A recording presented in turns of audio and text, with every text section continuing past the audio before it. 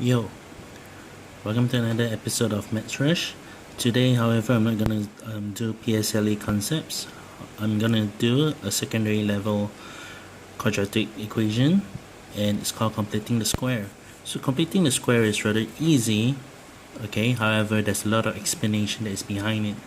So right now, okay, I haven't come up with any question, but we'll start off with this equation, this quadratic equation. I'm just giving it a random number.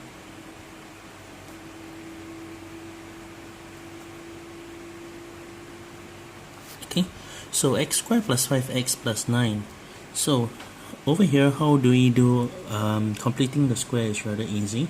So I'm not going to explain thoroughly on why this step, why that step, but here's the trick to do completing the square. First, there's an x squared term, x term, and a constant term.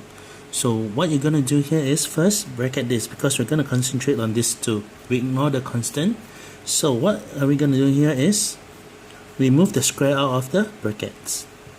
Okay, then we have an x here.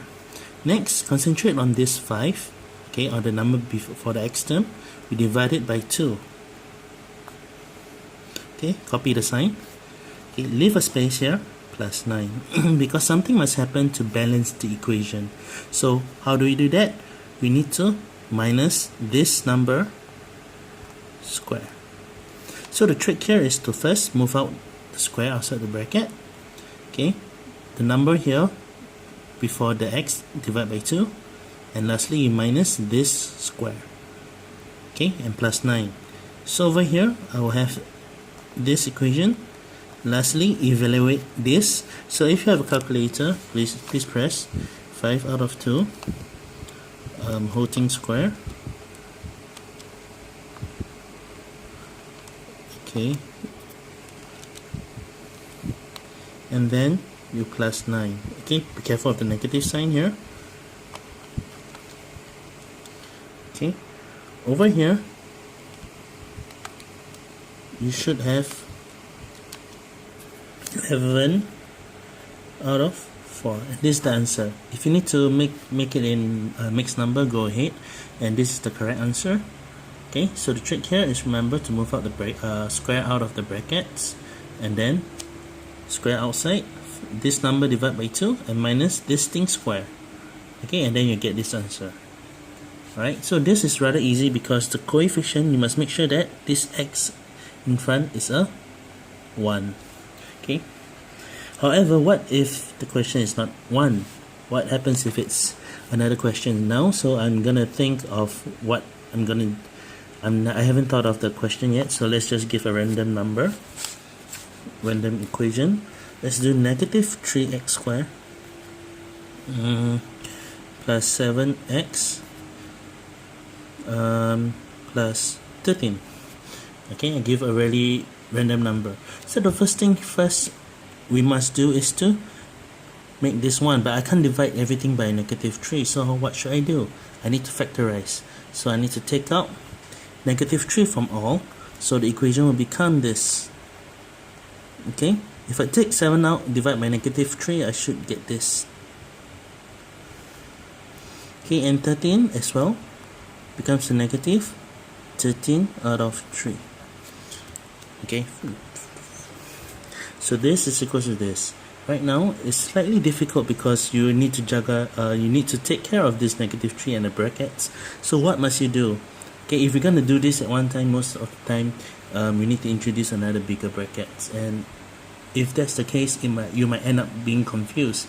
So what I should recommend you to do is concentrate on this expression, write it on the side, and continue from there. So I'm just going to copy this expression, and then I'm going to apply the completing the square method. Earlier, what did I do? The first step is I bracket this. Okay, second step, what do? I bring the square out, copy everything. This one I need to divide by 2. So 7 out of 3 divided by 2, I'm actually doubling the denominator. Remove the x. Okay, leave a space, minus 13 out of 3. So I need to minus away this square. Okay, So I'm left with this.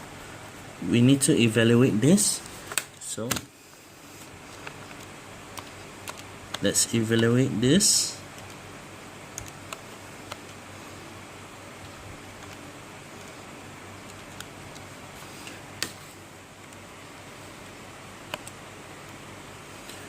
We get a very huge number. Let's write it in improper fraction. Minus 205 out of 36. So over here I get this. You can make it a mixed number depending on whether it's allowed in your exam. So I'm just gonna leave it improper. So I'm gonna transfer this answer and replace to this, because this is the same as that. So in the end I have this, x minus 7 out of 6 square minus 205 out of 36. Don't forget this bracket. Okay, right now I need to take negative 3 and expand it out here. So over here I would have this. Okay, and because of this negative 3, it becomes a positive 205 out of 36. I need to multiply by 3. And my answer is 205 out of 12. I'm making it improper. If you need to make it as mixed number, please go ahead.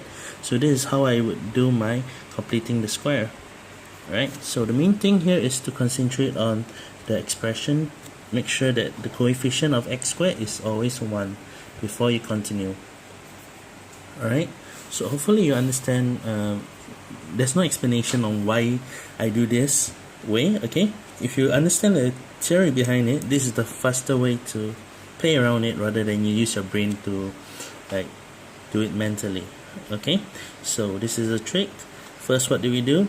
Okay, bracket the first two terms, ignore the constant term, move the square outside the box, the bracket, take this number, divide by 2 and minus this square. Okay, and then evaluate the constant, and then you get this. That's how you simplify. Same thing I did over here, right? And over here is if things get a bit messy, you might want to do your side working at the side to simplify it. Then after that you insert it back, okay, and then you expand out such that it becomes this format. So this format is called completing the square, and this is a normal quadratic equation. So this is another way to express your answer. Okay, and completing the square is rather useful, especially when you're gonna plot the graph, okay, to know the turning point, etc. So I think that's about it. I hope you like my short video on completing the square. Okay, this is my group. Okay, please ask if you need any help. Okay, and I hope that everyone have a nice day and see you around. Adios.